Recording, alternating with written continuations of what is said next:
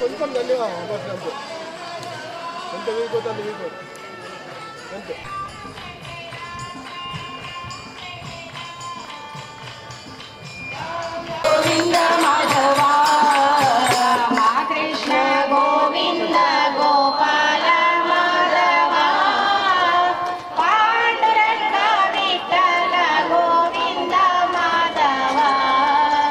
अच्युतं केशवं कृष्ण दामोदरं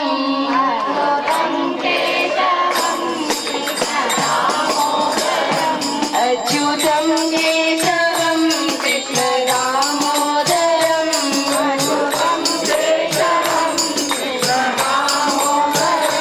रामनारायणं जानकी वल्लभं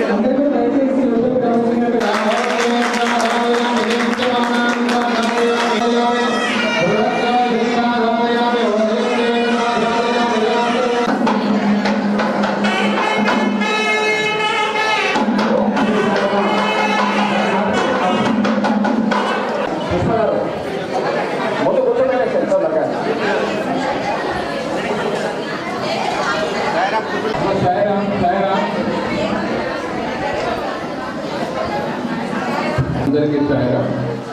మన ఆర్మూర్ సమితి మందిర ప్రారంభోత్సవానికి విచ్చేసిన Shri Sathya Sai central trust managing trustee అయిన శ్రీ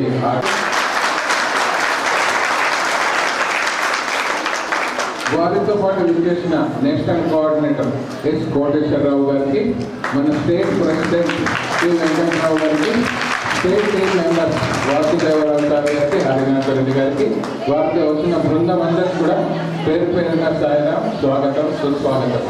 వివిధ సమితి భజన మండలం నుంచి వచ్చిన ఆఫీస్ బేరర్, యాక్టివ్ మెంబర్స్, సేవాదళం అందరికీ కూడా పేరు పేరున సాయడం.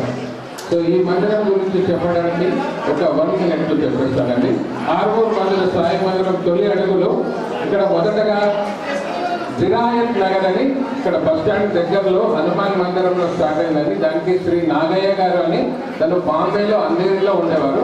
వారు వచ్చి ఇక్కడ స్టార్ట్ చేశారు. తొలి అడుగులు అలా స్టార్ట్ అయ్యి మెల్లగా ఒక భజన మండలి స్థాయికి 2011-12 వరకు భజన మండలి స్థాయిలో ఉన్నాయి. 2013లో దాన్ని సమితిగా ప్రవీణ్ సార్ గారు అప్పుడు డిస్ట్రిక్ట్ ప్రెసిడెంట్గా ఉన్నప్పుడు సమితిగా డిక్లేర్ చేయడం జరిగింది. కాకపోతే ఇక్కడ భక్తుల కోరిక మేరకు వారి ఆవేదన, మాకు స్వామి మందిరం ఒకటి ఉండాలి అని వారు గట్టిగా సంకల్పించడం, స్వామి మధ్యలో చాలా పరీక్షలు పెట్టారు. రీసెంట్గా అక్టోబర్ 2023లో అప్పుడు ఇక్కడ ఉన్న ఎమ్మెల్యే గారి సహకారంతో ఇది గవర్నమెంట్ వాళ్ళు ల్యాండ్ 500 yards ఈ ల్యాండ్ అలాట్ చేయడం జరిగింది. దాని తర్వాత ఇమీడియట్ గా కన్స్ట్రక్షన్ ఒక 10 to 11 months లో ఈ స్థాయికి స్వామివారి అనుగ్రహ ఆశీస్సులతో కార్యక్రమాలు చేస్తాము. 2000 నుంచి 2010 వరకు కూడా శ్రీ గంటాల గణపతి గారు, మన గంటాల ప్రభాకర్ గారి ఫాదర్ అయిన ఈ జోనే కాకుండా మోర్తాడ్ మెట్టపల్లి జోన్ మన స్వామివారి నామాన్ని, రూపాన్ని మరియు బోధనలు అన్నింటినీ కూడా సినిమా రూపంలో కూడా అక్కడ అందరికీ కూడా వ్యాప్తి చేయడంలో చాలా కీలక పాత్ర పోషించారు. సో ఒక భజన మండలి స్థాయి నుంచి ఒక సమితికి ఎదగడానికి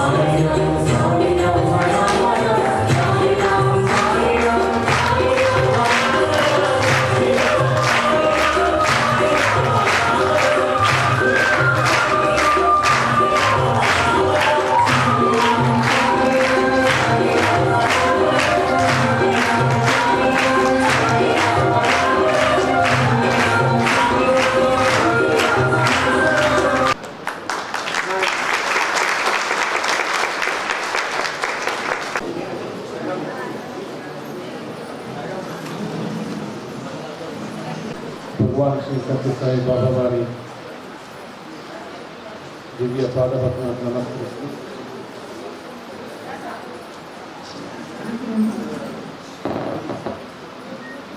ఆర్మూర్లో సత్యసాయి ఈ ఆధ్యాత్మిక కేంద్రాన్ని ఈరోజు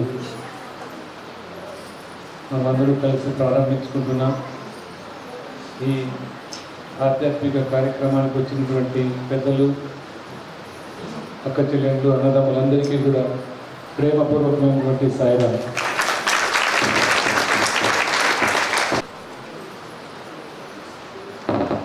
ఏమైనా లేట్ అయితే మీరందరూ కూడా ఈ ప్రయాణంలో కొంచెం హాఫ్ అన్ అవర్ ఏదో లేట్ అయినట్టు. మన సొంత కుటుంబ సభ్యులు కాబట్టి ఎవరు దాన్ని పొరపాటుగా అక్కడ కూడా రాజన్నపేటలో కూడా చాలామంది చేరడం, వాళ్ళందరితో కలిసి మాట్లాడి వచ్చేదానికి కొంచెం లేట్. ఈ మధ్యలో ఇంకొక కార్యక్రమాన్ని వాళ్ళు పెట్టుకున్నారు. దాన్ని ఈ జంతువులకన్నిటికీ నీళ్ళు ఇస్తున్నారట, తొట్టెలను పెట్టారు ఫారెస్ట్లో. అక్కడ కొంతసేపు ఆగితే తిరిగి వాళ్ళందరినీ కూడా ఏమవుతుంది.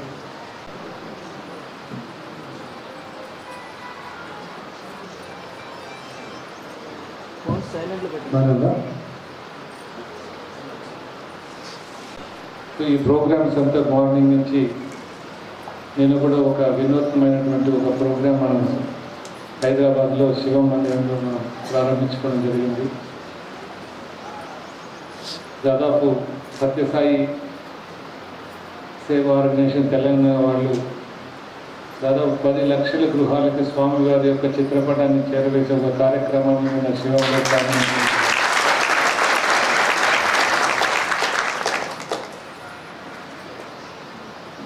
రాజ్ అధ్యక్షుడు వెంకట్రావు మొదట వచ్చి సార్ నాకు ఒక 1,00,000 ఇళ్ళకి మేము చేరవేస్తామని చెప్పి దాన్ని తిరిగి 2 లక్షలు 5 లక్షలు అని చెప్పి గడాకు 10 లక్షలు చేయాలని చెప్పి ఒక సంకల్పంతో అందరికీ చేరడం. 450 భజన మండళ్ళు, 200 సమితులు ఉన్నాయి. మేమందరూ కలిసికట్టుగా మేము చేసి ఈ కార్యక్రమాన్ని మేము జయప్రదం చేసుకుంటామని వాళ్ళకి చెప్పడం. నేను ఆ కార్యక్రమాన్ని కూడా మనం చాలా అద్భుతంగా శివుడు 10,000 మంది వచ్చి ఈ కార్యక్రమంలో పాల్గొన్నారు. అది సత్యసాయి సేవా సంస్థలు భారతదేశంలోని అన్ని రాష్ట్రాలకు ఒక స్ఫూర్తి ఇస్తుందని మాత్రం నేను భావిస్తున్నాను. స్వామి యొక్క చిత్రపటాన్ని ఇవ్వడం అంటే కేవలం ఏదో ఒక ఫోటో ఇవ్వడము కాదు. అది మనకు తెలుసు స్వామి ఏ విధంగా ప్రపంచవ్యాప్తంగా సాయి భక్తులు ఉన్నటువంటి వాళ్ళందరికీ కూడా ఇది నిత్యముగా అనుభవంలో ఉన్నటువంటి ఒక సత్యం ఏంటంటే సత్యసాయి భజనలు కానీ, సత్యసాయి ఫోటోగ్రాఫ్స్లు కానీ, సత్యసాయి చిత్రపటాల్లో ఎక్కడైనా మందిరాల్లో మనకు స్వామి విభూతి ప్రసాదించడం అనేటువంటి మనందరికీ తెలుసు. అది మనకి ఎంత అలవాటు అయిపోయిందంటే మన పెద్దగా ఆశ్చర్యం ఉండదు స్వామి విభూతి ఇస్తున్నారంటే. కానీ సాయి సంస్థల వెలుగులో ఉన్న వాళ్ళందరికీ కూడా అది చాలా ఆశ్చర్యం. స్వామి ఇప్పటికి కూడా అనేక ప్రాంతాల్లో, అనేక దేశాల్లో స్వామి యొక్క చిత్రపటం నుంచి కూడా ఇప్పుడు విభూతి రావడం జరుగుతూ ఉంటుంది. అంటే అది సాక్షాత్తు స్వామి ఉన్నారని కదా. స్వామి ఒక చిత్రపటం మాత్రం కాదు, సాక్షాత్తు భగవంతుడు అక్కడ ఉన్నారు. నేను ఒకసారి హిమాచల్ ప్రదేశ్లో ఒక ఇలాంటి సెంటర్కి వెళ్ళాను. అక్కడ వెళ్ళినప్పుడు వాళ్ళు ఒక చిత్రపటం దగ్గర సార్ ఇది ఒక 4-5 సంవత్సరాలుగా విభూతి వస్తుంది అని చెప్పి చూపించారు. గుట్టలుగా వస్తుంది విభూతి, చాలా విభూతి వస్తుంది. నేను ఎన్ని సంవత్సరాలు అంటే ఒక 3-4-5 ఏళ్ళు అయింది సార్. మేము ఇంతకుముందు విభూతి కావాలంటే ప్రశాంతి లేనికి స్టోర్స్కి ఆర్డర్ పెట్టి తెప్పించుకునేవాళ్ళము. ఈ 4-5 సంవత్సరాలుగా స్వామి మేము ఆర్డర్ పెట్టే పనే లేదు మాకు. ఎప్పుడు అంటే స్వామి వాళ్ళకి విభూతిని డోర్ డెలివరీ చేస్తున్నారు అన్నమాట. ఆయన చిత్రపటం అంటే స్వామి పటం అంటే స్వామి ఏదో స్వామి అదే అన్నారు, దేవుణ్ణి పటం అనుకుని కొలవద్దు, పటాన్ని దేవుడిని కొలవండి, అప్పుడు దేవుడు మీకు ఎప్పుడు కూడా మీకు దగ్గరగా ఉంటాడు. కాబట్టి అద్భుతంగా నిన్న ఇంటింట సాయి, ప్రతి ఇంట సాయి, గరగరమే సాయి, హరగరమే సాయి అని పెట్టారు. సో అలాంటి ఒక గొప్ప ఆధ్యాత్మిక కార్యక్రమం చేసుకుంటూ ఈరోజు పొద్దున అక్కడ ఒక మందిరాన్ని మనం ఏర్పాటు చేసుకొని ఇనాగరేషన్ చేసుకొని వచ్చి మళ్ళీ ఈరోజు ఇక్కడ సెకండ్ మందిరం. నిన్నటి నుంచి చాలా ఆనందంగా, నాకు తెలియకుండానే నేను కార్లో ఆనందంగా చెప్తుంటే ఏం సార్ చాలా హుషారుగా ఉన్నారని మా కోటేశ్వరరావు అంటుంటే నాకు కూడా తెలియదు. కోటేశ్వరరావు చాలా ఆనందంగా ఉంది. భక్తులు తెలంగాణలో సత్యసాయి సంస్థలు ఇంత గొప్పగా పనిచేస్తున్నాయంటే ఆనందంగా ఎలా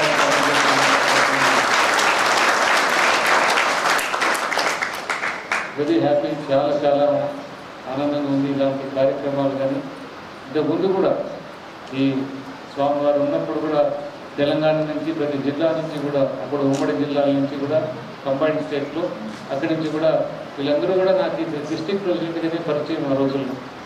ఇక్కడి నుంచి కానీ అంతా తెలంగాణలో తండోపతండోపలుగా వచ్చేవారు. వచ్చి స్వామి దర్శనం చేసుకోవడము, స్వామి వారితో మాట్లాడించడము, పలకరించడము చాలా జరిగింది. సో అలాంటి ఒక మూమెంట్, బాగా గొప్ప భక్తుల యొక్క సాంద్రత ఎక్కువ కలిగినటువంటి ఈ ప్రదేశాల్లో తిరిగి స్వామి శరీరం వదిలాక కూడా వాళ్ళు కొంచెం సెట్ బ్యాక్ అయినా కానీ తిరిగి ఆ పూర్వ వైభవాన్ని నేను కళ్ళారా చూసినప్పుడు ఇంకా ఆనందంగా ఎలా ఉంటుంది, చాలా నేను అదే నడుచుకుంటూ ఆనందంగా.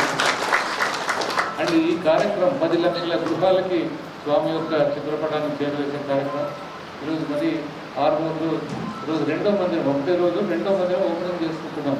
ఇక్కడికి నేను 6 కొంచెం విలేజ్ లోపలికి అంటే ఇక్కడ విలేజ్ మాదిరే కనపడటం లేదు. ఇక్కడ బాగానే ఉంది, ఇక్కడ 6 మంచి టౌన్గానే ఉంది, బాగానే కనపడుతుంది.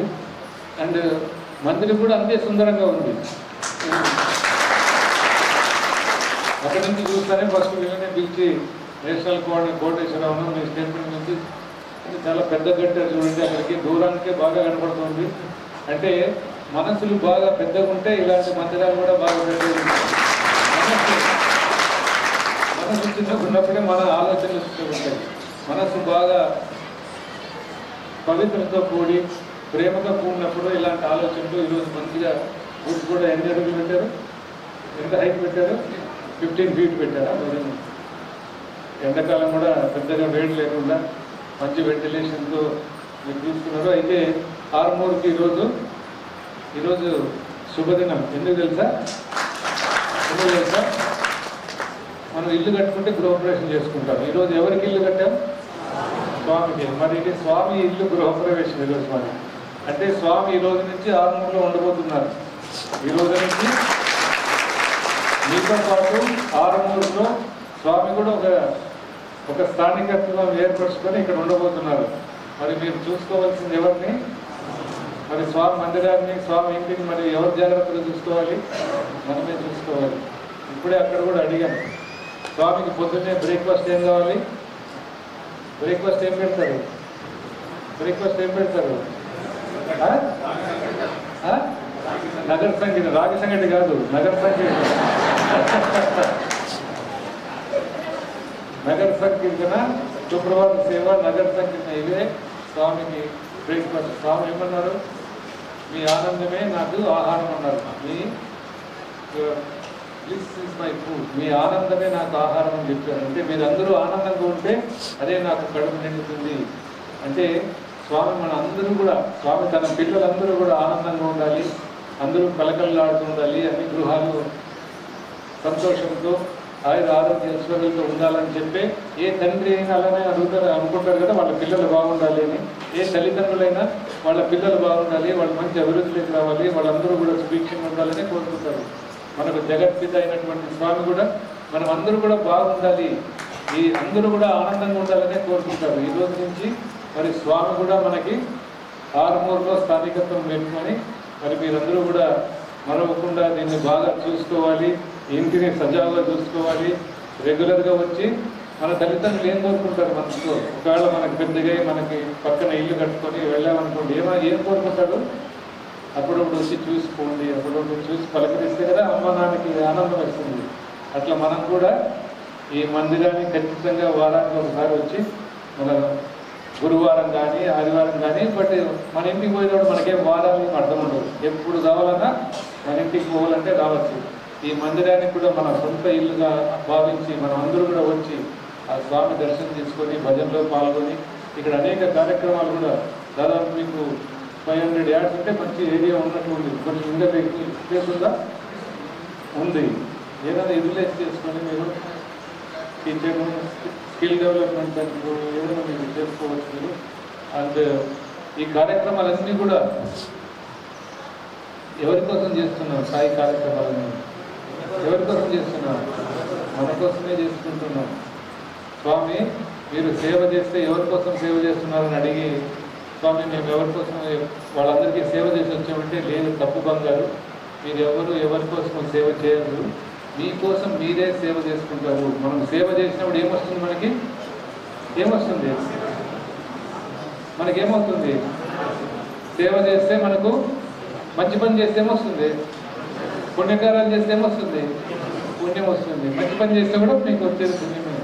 ఎవరు చేసినా మన అకౌంట్కే పడుతూ ఉంటుంది. ఇదంతా కూడా మనకే ఇదంతా లభ్యమవుతుంది. మంచి పని చేస్తే మంచి మనకు వస్తుంటుంది. కాబట్టి దాన్ని మనం గుర్తుపెట్టుకోవాలి.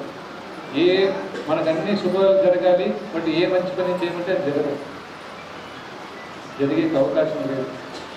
అన్ని శుభాలు జరగాలంటే మనం కూడా మాట్లాడేది శుభంగా ఉండాలి, చేసే పనులు శుభంగా ఉండాలి, చేసే కార్యక్రమాలన్నీ కూడా మంచి తలంపుతో, ఒక పవిత్రమైనటువంటి తలంపుతో చేసినప్పుడు అవన్నీ కూడా మంచి ఫలితాలనే ఇస్తాయి. కాబట్టి మనందరూ కూడా చేయాల్సినంతా కూడా ఇలాంటి సేవా కార్యక్రమం. తృణమో ఫలమో అంటారు కదా, దేవుడికి ఏమి ఇచ్చుకోవాలి?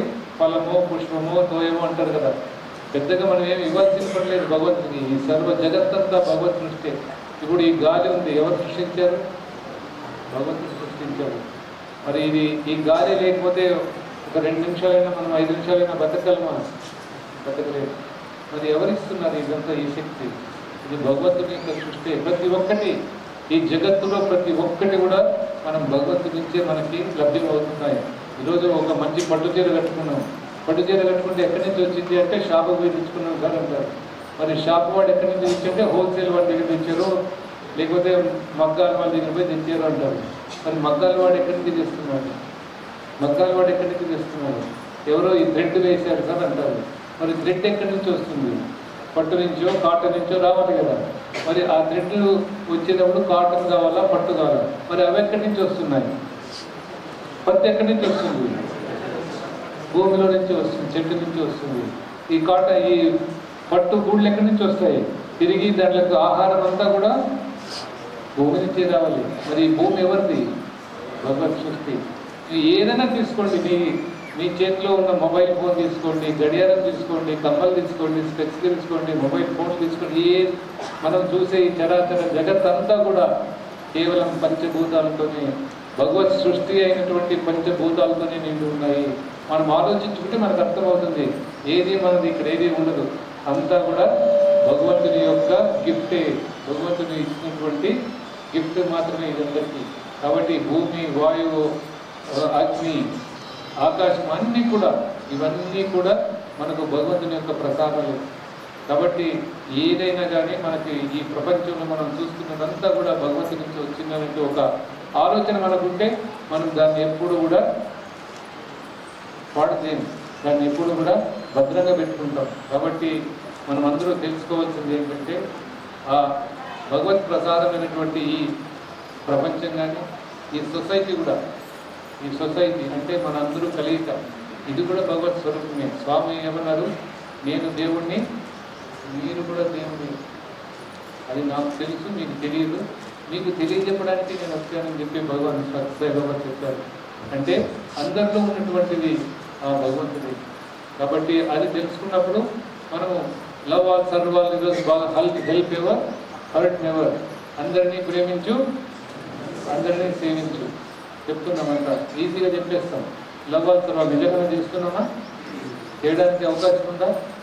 కొంచెం అలా ఏంటంటే ఇమీడియట్గా వెనకాల మాట్లాడుతుంటాం లేదా?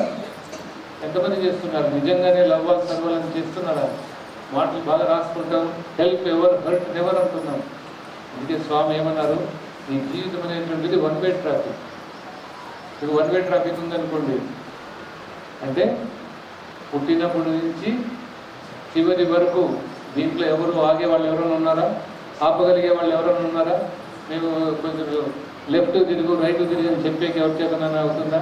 యూటర్న్ తీసుకునేకి ఎవరి చేతనైనా అవుతుందా? ఎవరికి కాదు. పుట్టినప్పటి నుంచి చిన్న పిల్లలు ఇప్పుడు చూసాం డాన్సులు, ఒక 4 సంవత్సరాల తర్వాత వస్తే వాళ్ళు పెద్దవాళ్ళు అవుతారు. ఇంకో 4 సంవత్సరాలు ఇస్తే వాళ్ళకు డిగ్రీ అన్ని చేసుకొని ఉద్యోగం చేస్తారు. ఇంకో 2-3 ఏళ్ళ తర్వాత పెళ్ళిళ్ళు అవుతాయి, పిల్లలు అవుతారు. వాళ్ళు మళ్ళా వాళ్ళ ఎవరు మనకి ఈరోజు మనం చూస్తున్న చిన్నపిల్లలు మనం ఏం చేయగానే పెద్దవాళ్ళు అవుతున్నారు. ఇది కాల ధర్మం, ఇది నేచర్, లా ఆఫ్ నేచర్, ఈ సృష్టి ధర్మం. ఇది ఎవరు ఏమీ దీన్ని ఆపలేరు. పుట్టినప్పటి నుంచి మరి ఆటోమేటిక్గా మనము పెద్దవాళ్ళు అవుతున్నాము, యువకులు అవుతున్నాము, పెద్దవాళ్ళు అవుతున్నాము, వృద్ధులు అయిపోతున్నాము. ఎవరైనా ఆపగలిగితే మనం డెఫినెట్గా ఆపే మనం ప్రయత్నం చేస్తాం. అయితే ఆపలేము. ఈ సత్యాన్ని మనం గమనించాలి. అన్నీ బాగున్నప్పుడు, బాగా ఉడుకు రక్తం ఉన్నప్పుడు అన్ని దుడ్డు చెడ్డలు ఉండవచ్చు. బట్ కొంచెం మనకు తెలుస్తూ వస్తుంది. కాదు, సత్యాన్ని తెలుసుకుంటూ వస్తాం. అయితే పూర్తి నెగ్లెక్ట్ చేసి మన వయసు మీద పడిపోయినప్పుడు మనం తెలుసుకునే ప్రయోజనం ఉండదు. కాబట్టి ముందుగానే అది మనం నేర్చుకుంటాం. చిన్నప్పటి నుంచి ఒక వయసు నుంచి కూడా దీన్ని మనము ఆదర్శంగా తీసుకొని మనం వంట పట్టించుకుంటేనే మనం చేయగలుగుతాం. లేకపోతే ఎవరి చేత కాదు. ఒకసారి స్వామి ఒక కథ చెప్తూ, ఈశ్వరుడు పార్వతి ఈశ్వరులు ఇద్దరు కూర్చొని మాట్లాడుకుంటూ చూస్తూ ఆయన పరమేశ్వరుడు నవ్వాడట. నవ్వితే ఎందుకు స్వామి నవ్వుతున్నారంటే ఏం లేదు అన్నట. అమ్మవారు అడిగారు, చెప్పండి స్వామి ఎందుకు నవ్వుతున్నారంటే ఏం లేదు, వాడెవడో అక్కడ భూమి పైన ఒక చెట్టు కొమ్మను కొడుతున్నాడు, చెట్టు కొమ్మ పైన కూర్చొని కొడుతున్నాడు. అది కొంతసేపులో ఒక 2 నిమిషాల్లో ఆ చెట్టు కొమ్మ విరిగి పడి చనిపోబోతున్నాడు అన్నాడు. మరి దానికి వాడు చనిపోబోతుంటే మరి మీరేమంటే అంతే, వాడికి ప్రారంభము, వాడి టైం అయిపోయింది, అక్కడ అయింది. మరి ఆయనకి ఏమైనా కుటుంబం ఉందంటే అవును కుటుంబం ఉంది, భార్య ఉన్నారు, 3 పిల్లలు ఉన్నారు, చిన్న వయసు వాళ్ళు ఉన్నారంటే తల్లి కదా. పార్వతి చాలా బాధపడి అది అట్లా జరగడానికి లేదు. పిల్లలు ఆయన నమ్ముకున్న భార్య ఏం కావాలా, పిల్లలు ఏం కావాలా? లేదు లేదు స్వామి, నేను ఎదుగుపోయినా మీరు ఏమైనా చేయండి, నేనైతే కాపాడి తీరుతానన్నాను.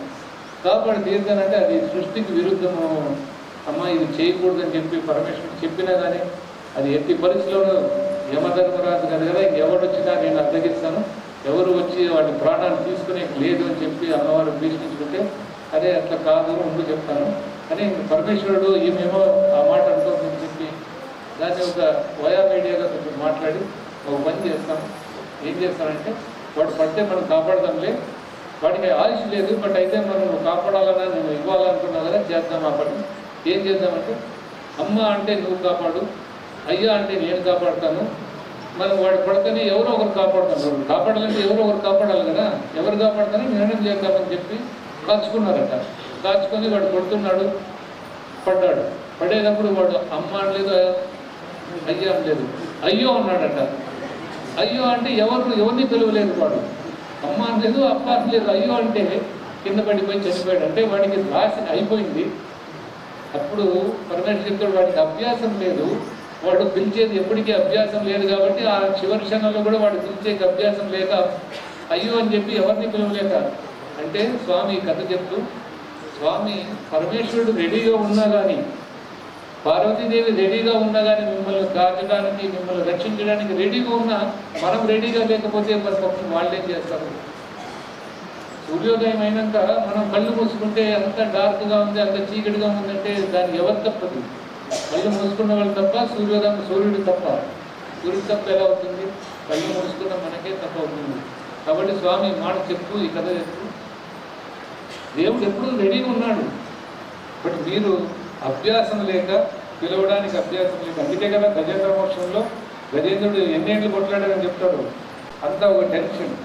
రాత్రిపూట ఏవేవో అన్ని హారర్ మూవీస్ చూసి పడుకుంటే రాత్రి కల్లోకి వస్తాయి, పడుకోరు, గట్టిగా మాట్లాడుతున్నారు, అరుస్తున్నారు, ఆరోగ్యం చెడిపోతుంది. ఇలా అన్నీ కూడా మనం ఏం చేస్తున్నాము? విపరీతమైన ధోరణిలో పోతున్నాం. ఏదైనా వస్తే ఒక పనిముట్టు వచ్చిందంటే దాన్ని కేవలం వాడుకోకుండా దానికి బానిసలు అయిపోతున్నాం. కాబట్టి అలాంటి ఈ సమాజంలో ఎక్కడో ఒక చోట చేరి మంచి పనులు, మంచి మాటలు, మంచివాడి పెద్దల యొక్క మాటలు వినడానికి, ఒక దైవ నామ సంకీర్తన చేయడానికి ఇవన్నీ దోహదపడతాయి. అందుకే ఇప్పుడు కూడా అక్కడ చెప్పారు స్వామి, భజన మందిరాలు ఎందుకు ప్రోత్సహించారంటే, ఇక్కడ ఎక్కడైతే భజన జరుగుతుందో అక్కడ విభజన రాదు అని చెప్పారు స్వామి. అంటే అందరూ కూడా ఐకమత్యంగా అందరూ కూడా కలిసిమెలిసి అన్నదమ్ముల వలె, అక్కచెల్లెల వలె ఉండడానికి ఇది ఎంతో దోహదపడుతుంది. కాబట్టి మీరందరూ కూడా ఈరోజు స్వామి ఆరుమూరులో గృహప్రవేశం చేశారు. మా అందరికీ కూడా అదృష్టంగా భావిస్తున్నాను. నేను ఇలాంటి ఒక మంచి కార్యక్రమంలో నాకు కూడా పాలు పంచుకునే ఒక అవకాశం జరిగింది. మీరు ఎండలో కూడా పాపం దాదాపు 1:30 అయింది, కాచుకొని ఉన్నారు. అయితే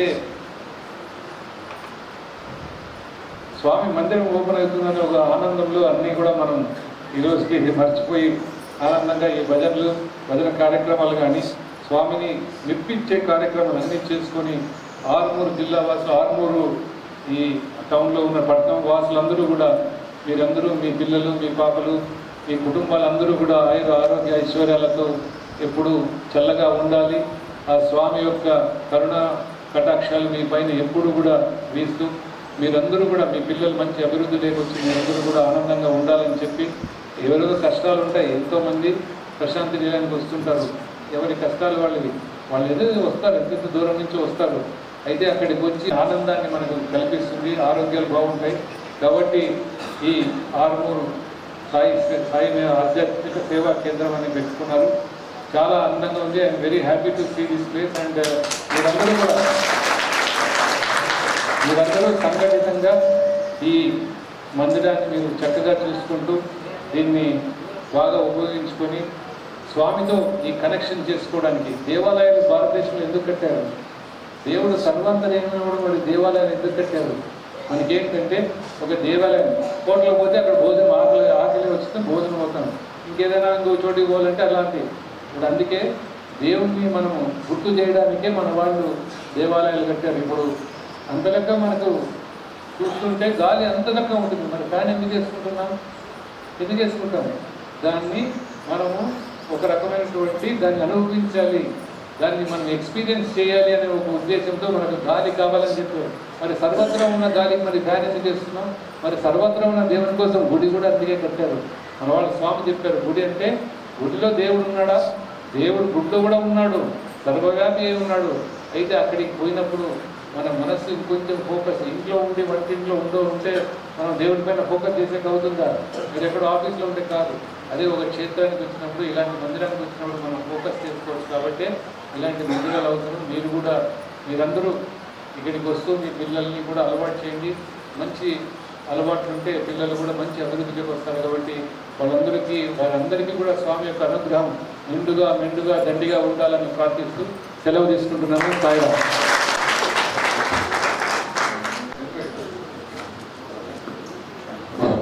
సో అతను ఇప్పటివరకు ఉన్నారు సార్, వెళ్ళిపోయినా. ఇప్పుడు ఓట్ ఆఫ్ థ్యాంక్స్ పై స్వామి స్టూడెంట్ కిషోర్ గారు సార్, అక్కడ మ్యూజిక్ కాలేజ్లో డిగ్రీ చేసిన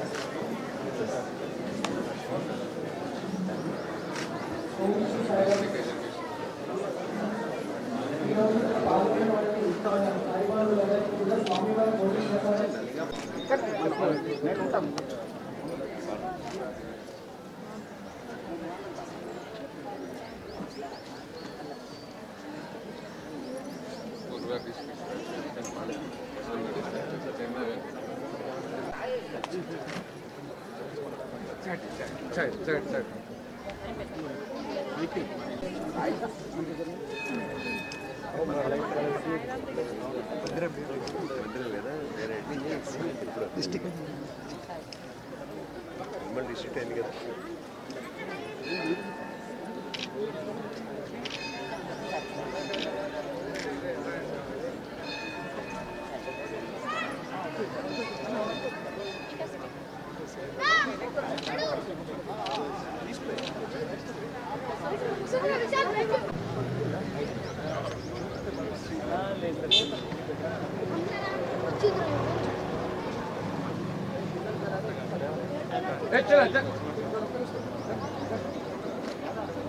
పక్క జన్ ప్లీజ్. పక్క జన్